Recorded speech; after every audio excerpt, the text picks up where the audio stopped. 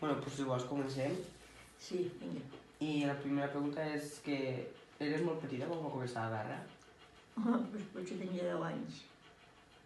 10 o 12 anys devia tindre, Petiteta. petita. I com la vas viure?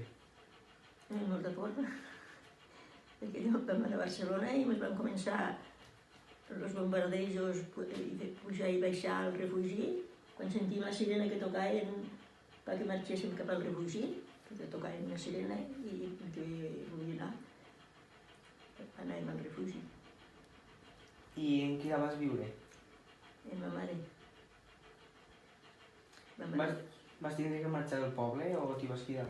No, vam marxar a Barcelona i de Barcelona vam anar a França. I com vas escapar dels bombardejos? Hi havia molts bombardejos? La guerra, bombardejos allí a Barcelona, molts. La van destrossar a Barcelona. Vam fumbre, però molt,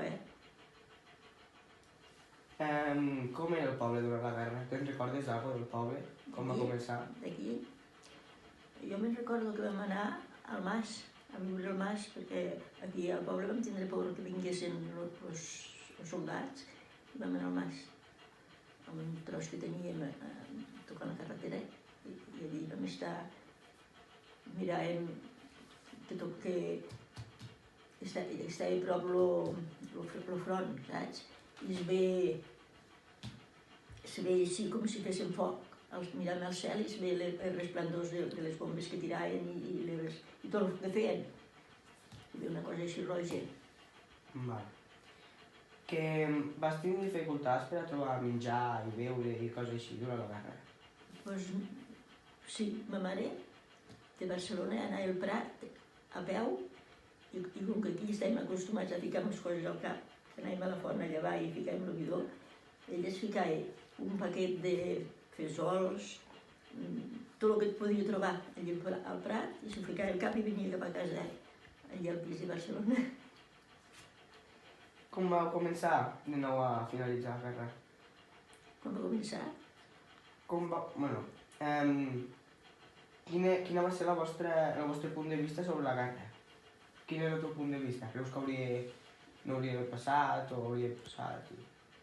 Doncs horrorós va ser, perquè com que vam estar al mig dels bombardejos i tot, horrorós va ser. Recordes alguna anècdota de la guerra?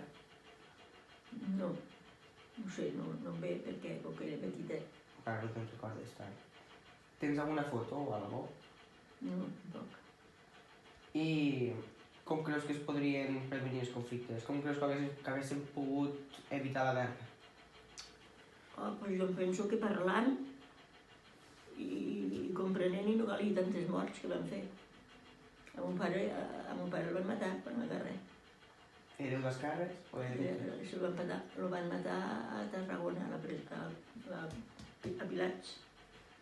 Vale, doncs i així hem acabat les preguntes de l'entrevista. Doncs molt bé. Gràcies per contestar-les.